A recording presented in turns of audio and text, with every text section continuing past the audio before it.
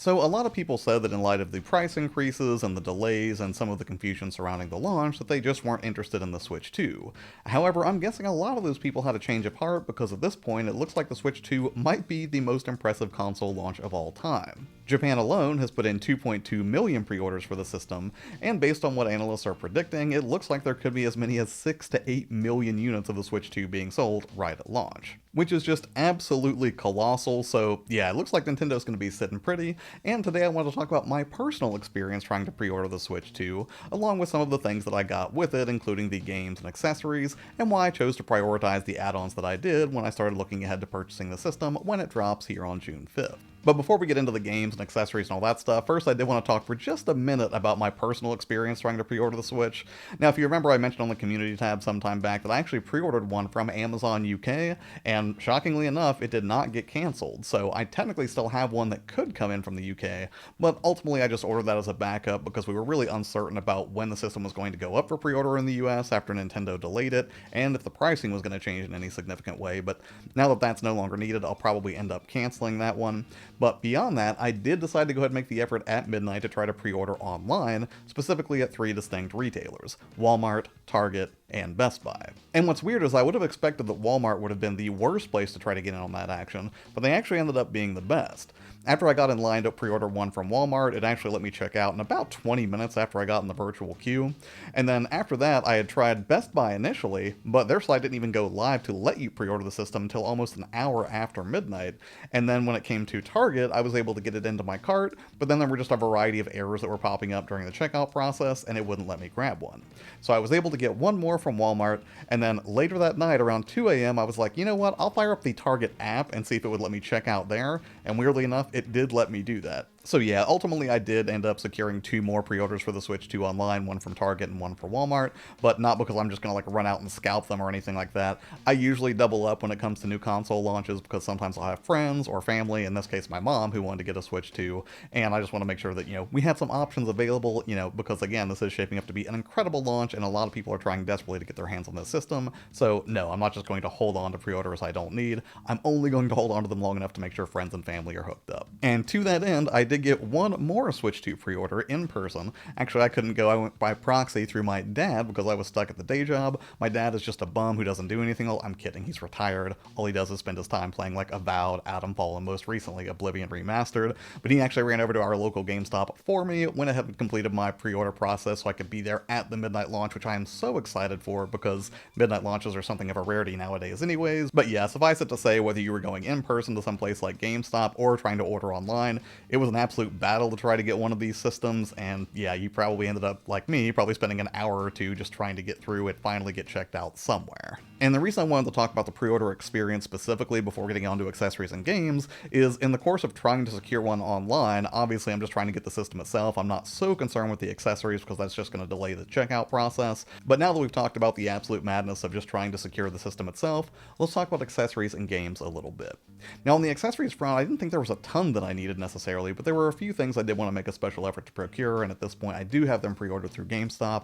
One would be the camera, and I actually went for the official Nintendo camera, not the officially licensed Piranha camera, even though that looks adorable, and I would love to have that camera. The fact that it is $5 more expensive for a camera that is worse than only does a 480p image means that I was not interested in grabbing it. Maybe if I can find the discount of one day as just a pure novelty, I would give it a shot as like a secondary camera if I was going to, dock it up someplace else and I regularly needed a video chat or something. But yeah, as it stands, I just went for the official Nintendo camera. Now when it comes to controllers, at first I was going to completely pass on getting a Switch 2 Pro controller because I was like, I can get that later on. I have 2 Switch Pro controllers already that will work with this system, but then I remembered that C button and also the fact that it now has a headphone jack on it, and I was like, well, I should probably get that if I am actually going to be testing out Party Chat on the Nintendo Switch Online platform to see how that plays out.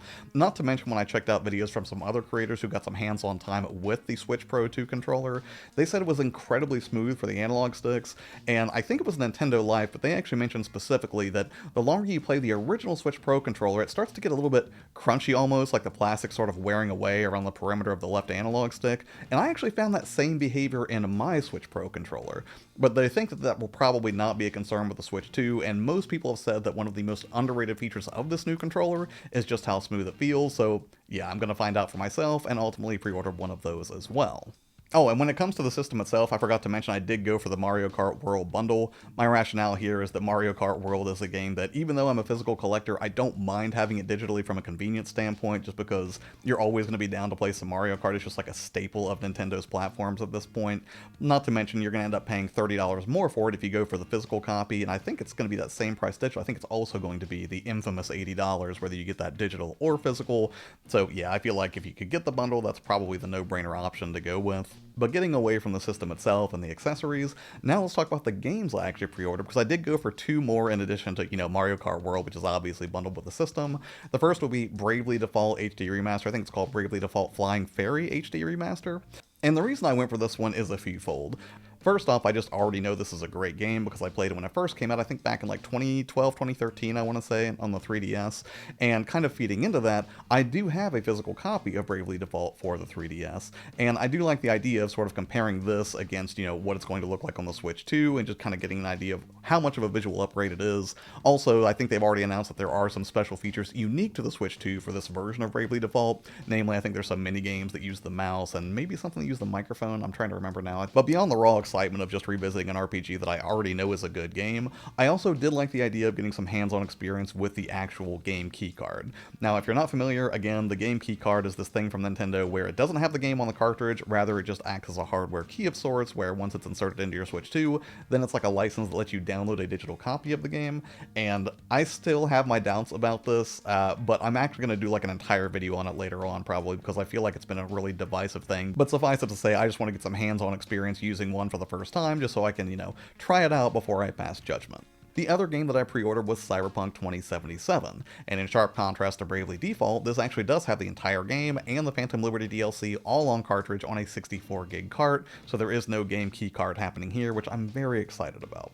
But aside from just the fact that, as a physical collector, I appreciate having the most complete version of the game on a single cartridge that's just going to fire up whether or not I have internet access, the other thing that really excites me about this is Cyberpunk 2077, like The Witcher 3 before it, does support cross-progression. So even though I've already put about 60 or 70 hours into the game and beaten it on the Xbox Series X, now I can take that save data and check it out on the Switch 2, which is great because I have not played the Phantom Liberty expansion yet, so not only does it give me sort of a new device on which I can finally check out that expansion that I've not played yet, but it also presumably will let me do kind of a head-to-head where I could kind of pit the Steam Deck against the Switch 2 and fire up Cyberpunk on both of those systems and sort of contrast and compare the experience to see what I like and what I don't like about the two systems. Now, aside from the system itself, the accessories, and the couple of games that I've mentioned so far, there are some other things that I'm thinking about buying before the Switch 2 comes out. Namely, I have not landed on like a protective case for it or anything like that. I've checked out a few of them on Amazon. I know dbrand has a Kill Switch 2 case that's probably going to be incredibly high quality based on what I've seen, but if I'm going to go for a cheaper option, I have been checking out some cool ones on Amazon as well. There was one that just, I think, was just called Pro Case that looked like it would be, pretty standard but with decent build quality. But the one that I liked more than that was actually the Mamba case, which actually came in a really cool camouflage color, but I'll drop links below if you want to buy those through my affiliate link if you're on the market for some accessories, like I'm sure I will be soon. And finally, this isn't something I'm technically pre-ordering, but it is something that I'm going to pay to upgrade to whenever I get my hands on the Switch 2, and that would be the Nintendo Switch Online expansion pack. Because up until this point, even though the expansion pack does provide greater access to like emulated Nintendo consoles, I can also kind of emulate those myself, so there wasn't a huge draw for me to go ahead and take the leap. However, with the Switch 2, I will definitely take the leap. One, because I love the idea of playing F-Zero GX online, and that's a game that I haven't revisited in a very long time. But beyond the obvious access to GameCube emulation, I also like the fact that it does include upgrade packs for both Breath of the Wild and Tears of the Kingdom, the latter of which I have not had a chance to really break into yet. I played it for a couple of hours at launch, it didn't really grab me and I sort of just let it drift into the backlog, but now I'm ready to give it another shot, and in upgraded visuals no less, which will be a little bit cheaper if I opt to go ahead and upgrade to that expansion pack. Although I was a little bit disappointed to see that Kirby and the Forgotten Land will not be getting that visual upgrade for free if you have the expansion pack, but what are you gonna do? Nintendo, right? But yeah, that's pretty much it for this video and everything that I pre-ordered for the Switch 2, but hey, what about you? Were you successful in getting your hands on a system or multiple systems? If, like me, you were also trying to secure one for friends or family, if so, I would love to hear about your story in the comments below. As far as what's coming up on the channel next week, we will be looking at 10 Steam games that are coming down the pike in May, and then beyond that, I'll also be doing some more Switch 2 content as we get closer to the launch of the system, and given that a few of you have asked me to expand my repertoire beyond just doing Steam content, I will be leaning a little bit more into Switch 2 stuff as we get closer to that launch, and And moving forward, obviously I'll continue to do Steam content, but I am going to broaden my horizons a little bit and talk about some other consoles as well. And case in point, I'm also working on a video about just how much Xbox has been killing it with Game Pass lately, and then finally also leaning into some 3DS emulation stuff on the Steam Deck because I've been having a lot of fun with that as well. But that's it for this one. As always, thank you so much for your time and hanging out here with me on the channel. I really appreciate it. Have an amazing day, and I will see you on the next one. Bye.